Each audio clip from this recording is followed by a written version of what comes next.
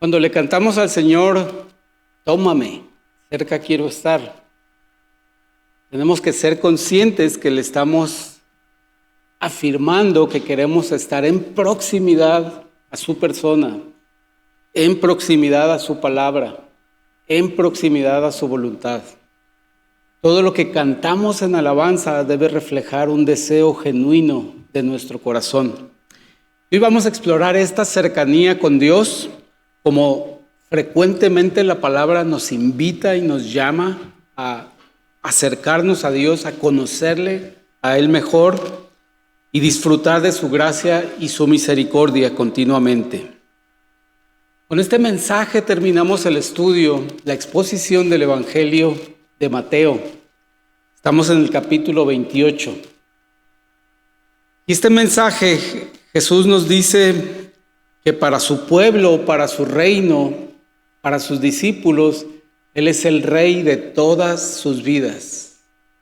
El Señor nos dice que tiene potestad en los cielos y tiene potestad en la tierra, así como tiene potestad en la vida espiritual y tiene potestad de mi cuerpo físico para su servicio y su propósito. Este mensaje se llama el Rey de todo. Y si ustedes recordarán, gracias Sergio. Si ustedes recordarán, hemos desde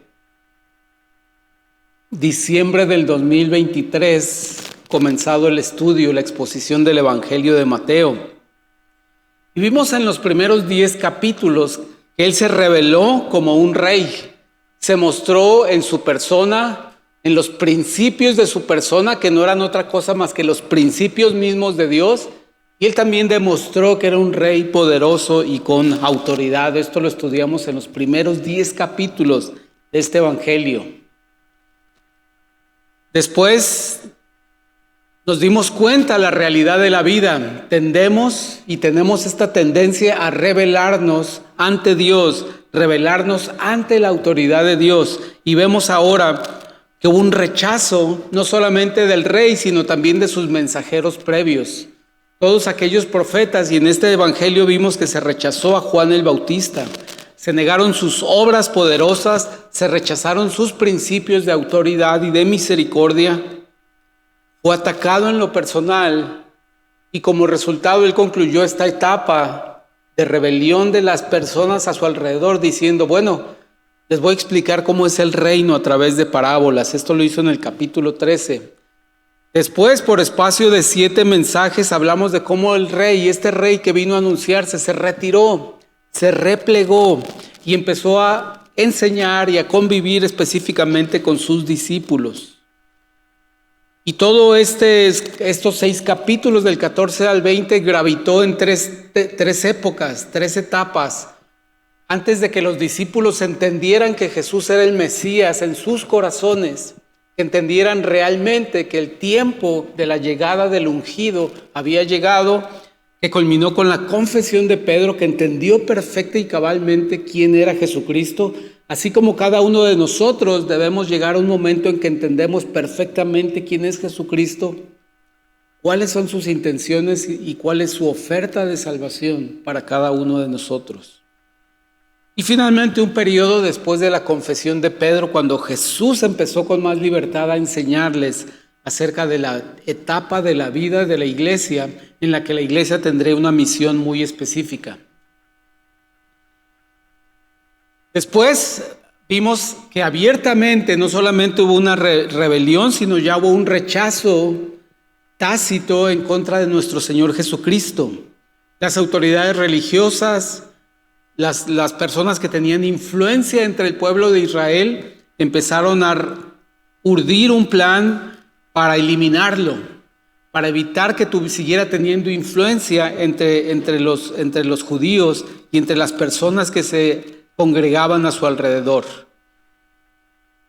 Esto incluyó que entrara en conflicto directo con las autoridades religiosas, de manera que al ser cuestionado él tuvo que indicar y detallar las profecías del final de los tiempos, y esto culminó en los capítulos 26 y 27 con su arresto, sufrimiento y muerte. Y finalmente, gracias a la coincidencia de los tiempos de Dios, llegamos a la resurrección del Rey, la resurrección del Mesías, que fue hermosamente y detalladamente descrita en el mensaje del domingo pasado. Colaboró con este relato del Evangelio de Mateo, de manera que hoy podemos hablar y hoy nos vamos a concentrar en esas palabras últimas que Jesús le dijo a sus discípulos antes de ascender al trono celestial, antes de ascender con el Padre, antes de su regreso. Entonces, hermanos, al repetirles este bosquejo de todo el Evangelio de Mateo, lo hice con la intención de animarles y de darles una tarea a cada uno de ustedes. Quiero animarles a que ustedes, al ver el bosquejo de un evangelio completo y ver cómo este bosquejo está descrito desde la perspectiva de un rey que llega, es anunciado, hay rebelión en su contra, es rechazado hasta el punto de ser muerto, pero el Señor continúa con su plan. Es decir, este bosquejo es un ejemplo de cómo podemos abordar la Escritura para estudiarla personalmente. Claro, la hemos expuesto aquí congregacionalmente, pero mi invitación y mi reto, hermano, es que tú tomes uno de los 4 evangelios. Tú escojas uno de los 4 evangelios, puede ser este, y tú lo estudies personalmente. Por espacio de 6 meses, de 1 año, de 3 años, de 5 años, pero que te concentres en el estudio de uno de los evangelios. Porque, hermano, el libro que mejor debes conocer de la Biblia es un evangelio. El libro que mejor debes profundizar en el estudio de la Biblia debe ser un evangelio. Escoge uno de los 4, estúdialo, si no diariamente, semanalmente o varias veces a la semana. Consigue un pequeño cuaderno y empieza una exploración en el que tú leas, tomes nota, investigues, comentes, preguntes, indagues, ores, esperes que el Señor te aclare algo, que contestes todas las preguntas que Cristo hizo en cada uno de los evangelios. Muchas de ellas son las mismas. Pero esas preguntas fueron para sus discípulos, fueron para los no creyentes y fueron para sus opositores. Contéstalas todas en ese estudio, porque a veces nosotros somos rebeldes a Dios, a veces somos opositores a la voluntad de Dios y a veces somos sus discípulos, actuamos debidamente como sus discípulos. Pero quiero animarte a que hagas tu propio bosquejo de un evangelio, que desarrolles cada enseñanza para que sea parte de tu vida, que te acerques, que le digas al Señor: Señor, tómame de la mano, cerca quiero estar de ti, al estudiar un evangelio, al estudiar los hechos y las palabras de nuestro Señor Jesucristo. Ahora también puedes reunirte con otro creyente o con otros creyentes para hacerlo con tu familia, porque Dios nos ha capacitado a cada creyente para entender su palabra, para obedecerla, para transmitirla a través de nuestras experiencias y nuestra manera de vivir, a través de nuestro testimonio. Entonces, acabando este evangelio y de exponerlo aquí en el púlpito, yo te invito a que escojas un evangelio y lo estudies cercanamente. Tengas tu cuaderno de notas, subrayes en tu Biblia especialmente ese evangelio, porque el Señor te va a capacitar a través de eso y te va a bendecir y va a enriquecer tu experiencia y tu conocimiento de Él. Te vas a dar cuenta que cada evangelio tiene ciertas particularidades muy importantes. Por ejemplo, te darás cuenta que Lucas hace muchísimas menciones a que Jesucristo fue a un lugar y comió con alguien y salió de ese lugar. Es decir, Lucas fue muy detallado, pero puso una atención especial en las comidas que el Señor Jesucristo tenía con diferentes personas. ¿Por qué? Porque fue donde Él puso su atención, donde le interesaba. En el caso de Mateo, nosotros hemos visto que en 7 ocasiones el Señor fue a un monte. El Señor fue a una montaña. Y quiero extenderme un poquito en esto porque esto es un apoyo a la invitación al campamento. Porque van ustedes a ver que aunque no necesariamente necesitamos ir a una montaña, pero tiene una implicación importante en cuanto a nuestra atención. Ustedes recordarán que en Mateo, capítulo 8, salió distorsionada esa imagen, perdón, hermano. En Mateo capítulo 4, el Señor fue a un monte donde fue tentado. Explícitamente la palabra dice que fue un monte donde el Señor fue tentado por Satanás. Más adelante, en el capítulo 5, tiempo después, el Señor predica uno de sus mensajes más importantes, que después fue conocido como el Sermón del Monte. Segunda montaña que el Señor nos describe Mateo, que fue parte de la experiencia del Señor con sus discípulos y con la gente. En el capítulo 15, Mateo nos dice que el Señor hizo obras poderosas, milagros en otro monte. 2 capítulos después, en el 17, nos dice que Jesús llevó a 2 de sus discípulos y se transfiguró delante de ellos y les mostró su gloria. En el capítulo 24 vemos que en el Monte de los Olivos Jesús anuncia a sus discípulos el detalle de las cosas y los acontecimientos que estaban por pasar. Aunque no se menciona como monte, pero sí implícitamente sabemos que el monte, la colina del Gólgota, fue el lugar donde Jesucristo fue crucificado. Y ahora, en el pasaje que leímos al principio del servicio, el Señor da una gran tarea a su iglesia. Esta tarea es conocida como la gran comisión, el gran propósito de la iglesia, y lo hizo también en este séptimo monte que nos describe el Evangelio de Mateo. Y a través de esta descripción de estos lugares, Mateo nos da una imagen completa de la persona y de la obra de Jesucristo, y nos proporciona una representación escénica de lo que ocurrió en ese tiempo. De manera que podemos decir que hubo un monte de tentación, que son las 7 cimas que el Señor confrontó. El monte de tentación en Mateo 4, el monte donde Él dio un mensaje en el Sermón del Monte en Mateo 5, un monte donde realizó obras poderosas demostrando su autoridad, un monte donde mostró su divinidad y su gloria en la transfiguración, como dice Mateo 17, un monte donde anuncia a sus discípulos lo que está por venir en el Monte de los Olivos, un monte de dolor, un monte de aflicción, donde fue su crucifixión en el Gólgota, y el monte de la gran comisión, donde le da una tarea vital a nosotros, a la iglesia. Estas son las 7 cimas que se mencionan en el Evangelio de Mateo. Y me inspira, hermanos, que la Escritura siempre involucra una serie de situaciones personales. La Biblia siempre llega, se trate de salmos, se trate de un profeta, se trate de un libro de la ley, siempre se involucra con la personalidad y con las interacciones personales de cada uno de los lectores y de los protagonistas de esa parte de la Escritura. Entonces, si a Lucas le interesaba y le llamaba la atención registrar las comidas que el Señor tuvo con tal o cual persona, y a Mateo le parecía significativo registrar cuando el Señor se apartaba hacia un monte o era llevado a un monte o iba con sus discípulos a un monte, eso tiene un propósito específico.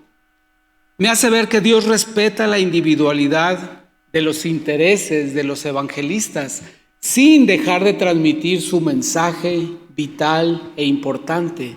Dios respetó la personalidad y los antecedentes de cada uno de los escritores de los evangelistas. Esto significa que Dios es respetuoso de las personas y respeta tu personalidad.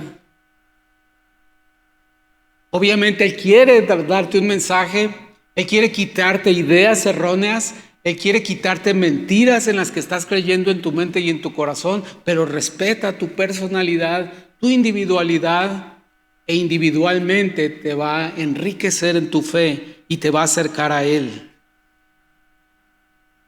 Quizá a algunos de nosotros les interesa estudiar sobre las fiestas de los judíos, quizá a alguno le interesa estudiar la historia de las batallas militares de David, lo he mencionado en otra ocasión. Eso es totalmente respetable, porque el Señor para eso tiene esta diversidad en la palabra, para que nos asombremos de cada uno de los aspectos y de cada una de las diferentes historias y temáticas que tiene su palabra. Yo soy más de subir un cerro y buscar a Dios. Quizás yo soy más de apartarme y buscar a Dios en un lugar apartado, desolado. El hecho de que aquí se mencionen 7 montes no significa que tenemos que ir cada año a subir 7 cerros para un propósito específico en cada uno de ellos. No se trata de que tengamos que repetir exactamente esa experiencia. Lo que nos dice más bien esto, ver este panorama de estas 7 veces que el Señor fue a un monte, es que Dios quiere reunirse contigo y conmigo en un lugar, en un tiempo y para un propósito específico, apartados de todo lo demás. Ese es realmente lo que está subyacente a estos 7 montes.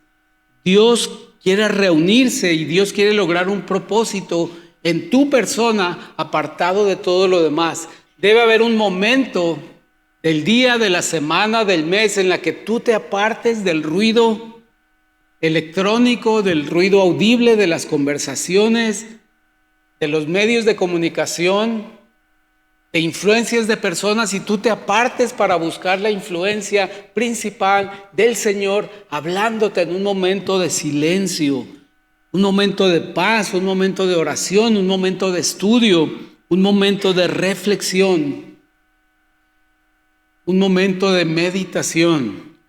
Recuerdo que tanto nuestro hermano Marcial como nuestro hermano Max nos hablaban de esto. Sí, puedes estar orando delante de Dios media hora, pero en algún momento tienes que hacer una pausa, quedarte callado y escuchar lo que Dios le quiere decir a tu conciencia, a tu espíritu. Y eso solo lo conseguimos cuando estamos apartados de todo. No tiene que ser una montaña, puede ser tu jardín, puede ser un parque, puede ser una terraza.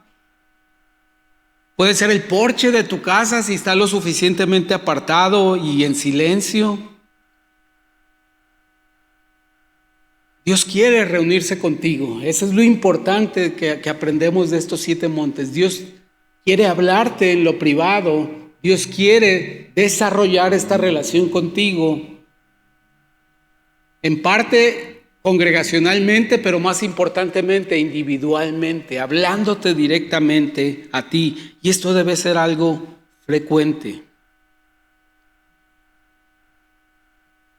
El monte en la Biblia representa lugares sagrados donde Dios se revela al hombre. El porche de tu casa, tu jardín puede ser ese lugar sagrado donde Dios te habla algo importante y te ayuda a tomar una decisión importante. Los montes son un escenario de encuentro entre Dios y sus hijos. Sí, un monte también puede ejemplificar dificultad y desafío. Pregúntenle a Abraham, que subió al monte con Isaac y con leña para sacrificarlo. Eso puede representar también un monte. El monte representa un lugar de oración y comunicación con Dios. Y cuando buscamos y subimos esta montaña, subimos este monte, simbolizamos nuestra búsqueda de la voluntad de Dios. Cuando me preparo para ir a ese lugar, mi jardín, la terraza, un lugar tranquilo, estoy buscando la voluntad de Dios. Podemos ver claramente que los montes en la Biblia, no solamente en el Evangelio de Mateo, sino ustedes recordarán muchos en el Antiguo Testamento, son escenarios de sacrificio, redención y victoria. Específicamente en el cerro del Gólgota, en la montaña del Gólgota, es un símbolo de victoria sobre el pecado y sobre la muerte.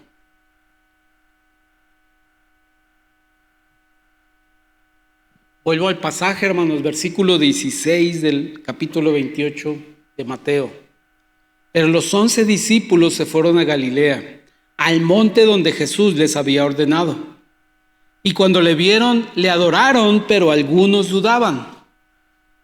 Y Jesús se acercó y les habló diciendo: toda potestad me es dada en el cielo y en la tierra.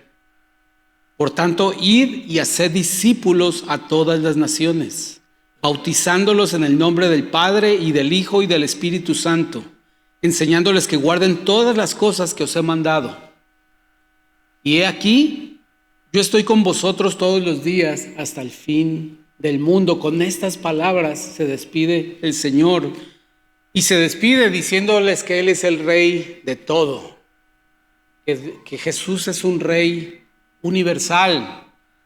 Les dice 4 cosas que le revelan que Él es el Dios de todo, que Él es el Rey de todo. Dice que tiene toda la autoridad en los cielos y también en la tierra. Les dice que en algún momento Él llegará a todas las naciones. No habrá nación que no escuche acerca del Señor Jesucristo, de su reinado y de su juicio, pero también de su oferta de salvación. Dice que Él va a ser enseñado y que todas las cosas relativas a Él, todas deben ser enseñadas a los creyentes. Y dándonos un gran alivio ante lo que viene en nuestras vidas y ante lo que pasa en la vida de la iglesia, Él dice que estará con nosotros todos los días hasta el fin del mundo.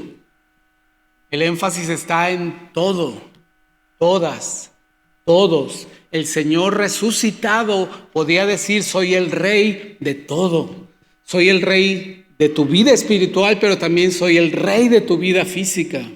Soy el Rey de lo que piensas, pero también de lo que consumes, de lo que comes, de lo que respiras, de lo que exhalas. Soy el Dios que estoy contigo todos los días. Qué hermosa manera de despedirse el Señor de sus discípulos y de dejarnos esta tarea tan importante de ir a todas las naciones. El que dice: toda potestad me es dada en los cielos y en la tierra, ya no era el humilde carpintero de Nazaret. Era el Señor Jesucristo, que había derrotado a la muerte, que había derrotado al pecado y que había derrotado a Satanás. En ese simple acto tan importante y maravilloso, había derrotado a todo aquello que mantenía cautivo a la humanidad, a todo aquello que te tenía y me tenía cautivo y esclavizado al pecado. Gracias a Dios, porque Dios, Jesús, tiene toda la autoridad en el universo, pero también en mi vida. Me hace tener esperanza que aquel Dios al que le oro cada mañana, cada tarde, cada noche, tiene toda la autoridad para decidir sobre lo que yo le pido y sobre lo que le suplico. En Mateo 4, capítulo 4, Satanás llevó a Cristo a una montaña y le ofreció todos los reinos de la tierra. Ahora en el capítulo 28 vemos a Cristo proclamando que tiene toda autoridad, que es Rey de todos los reinos de la tierra y que Satanás ha sido derrotado. En el versículo 19 Jesús dice: vayan y hagan discípulos. Se me hace que nos suena así como que ambiguo cuando dice id. Porque yo no le digo a Joab, id por unas pizzas, no. No le digo así. Le dijo: vete por aquello, ve a hacer esto. Ve a obtener eso, ve a conseguir aquello. El Señor nos está diciendo: vayan y hagan discípulos. Vayan y hagan alumnos de Jesucristo. Vayan y hagan fieles estudiantes e imitadores de la vida de Jesucristo. Ese es el mandato que el Señor Jesús está dando. Es una comisión importantísima de llevar el Evangelio a todas las naciones, a todas las personas, en todos los idiomas y a todas las culturas. Originalmente el Señor quería difundir este Evangelio entre los judíos, pero su plan desde todas las edades era llevarlo a toda la humanidad. Y no se trataba solamente de anunciarles el evangelio de la salvación que hay en Jesucristo por su sacrificio, muerte y resurrección, sino se trataba de discipularlos, de convertirlos en fieles estudiantes de la vida de Cristo e imitadores de la vida de Cristo. A eso somos llamados, a ser ese tipo de discípulos. Personas que se integren a la iglesia local, al compañerismo de la iglesia local, que les enseñemos todas las cosas que Jesucristo habló. Por eso es importante que el libro que más conozcas de la Biblia sea un evangelio, porque si les hemos de enseñar a los discípulos todas las cosas que Jesús enseñó, tenemos que conocerlas y esas están contenidas en los evangelios de una manera más directa, clara y dura que quizá como lo describen las cartas de los apóstoles, que son complementarias, perfecto complemento de la explicación de las enseñanzas de Cristo, porque al Señor así le plació darnos las palabras directas de Cristo, pero también transmitirnos la experiencia de la iglesia cuando trató de enseñar esas mismas cosas y los conflictos que se suscitaron a raíz de esto.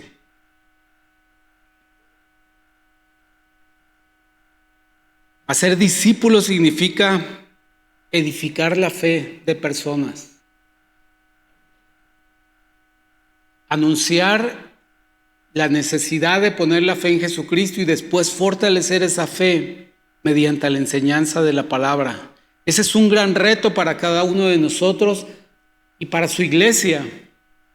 Y cada día deberíamos repetir este versículo y decirles a toda la iglesia: vayan y prediquen el evangelio, bautizando y haciendo discípulos, bautizándolos en el nombre del Padre, del Hijo y del Espíritu Santo. Ese reto que te estoy diciendo es que vayas y bautices personas. Y tú dirás: pero yo no soy pastor, no tengo autoridad para bautizar. No la necesitas, ya la tienes. Qué hermoso este mandato tan completo. O un mandato que está dando alguien que tiene toda la autoridad. Y no solamente la tiene, sino que le delegó a la iglesia la autoridad para cumplir esta misión, para cumplir este mandato. El Señor también dijo que un discípulo es un aprendiz y hay que enseñarle todas las cosas que les he mandado. Para eso nos sirve estudiar un evangelio a profundidad, para saber todas las cosas que el Señor Jesucristo nos ha mandado.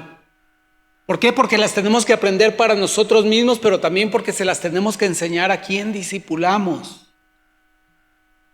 Debemos enseñarle todas las cosas que el Señor Jesucristo ha mandado, no solo las bonitas, no solo las agradables, no solo las que inspiran, no solo las que tienen que ver con bendición y recibir bendiciones de Dios, sino también aquellas que implican decisión, arrepentimiento, santidad, abandonar, dejar el pecado, pedir perdón, reconciliar diferencias, sufrir el daño, sufrir el oprobio. El hombre debe vivir toda la palabra de Dios, porque toda la escritura es útil.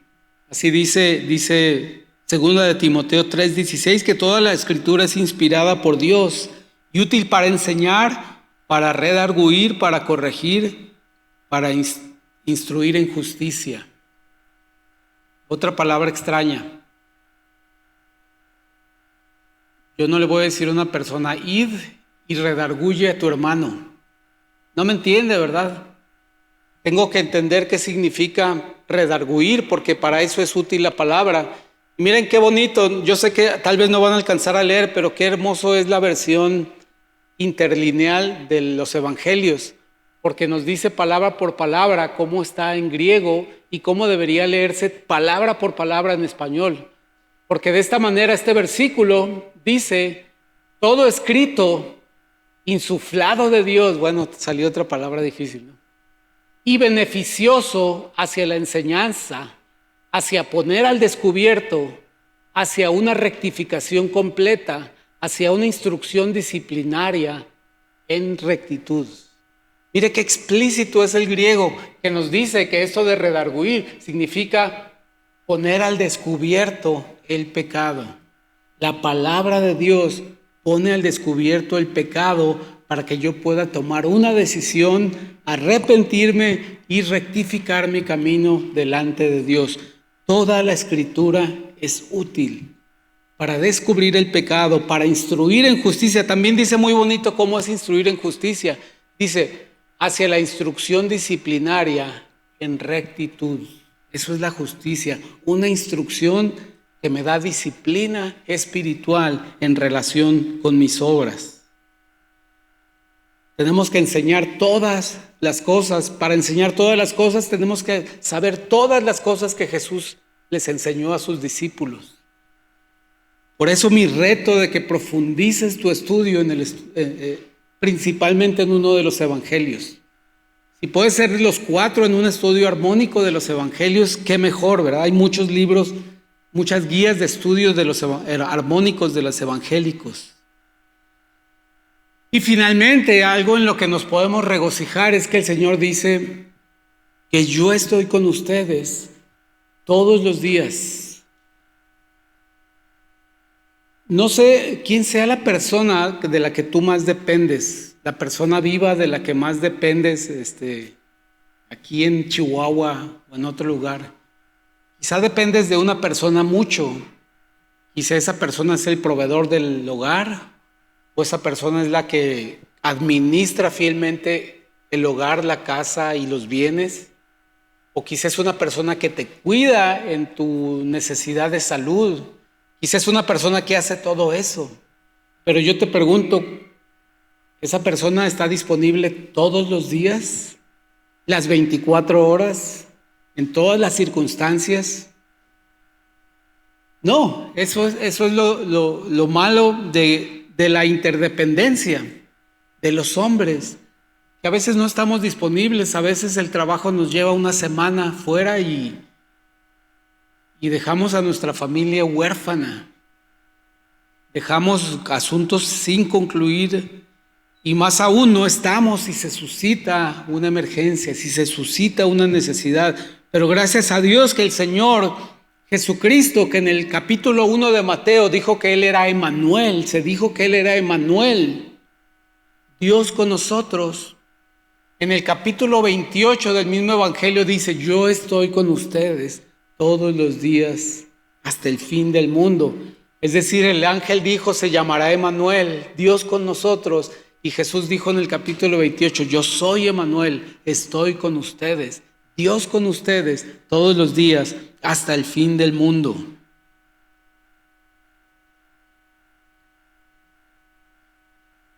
Esta realidad de que Dios está con nosotros por medio de su Espíritu, por medio de su palabra, por medio de su cuidado providencial y de su presencia divina también. Es una promesa que ha llevado a miles de personas a dejarlo todo y a irse a África, a Asia, al Amazonas a predicar el Evangelio. Y es esta seguridad lo que tiene a personas de otros países aquí con nosotros, regocijándose en las bondades de nuestro Señor Jesucristo. Esta certeza de que Él está con nosotros todos los días hasta el fin del mundo. Hermanos, concluyendo, ¿qué plenitud hay en la relación con Dios? ¿Qué plenitud de la relación que Dios quiere restaurar con cada persona?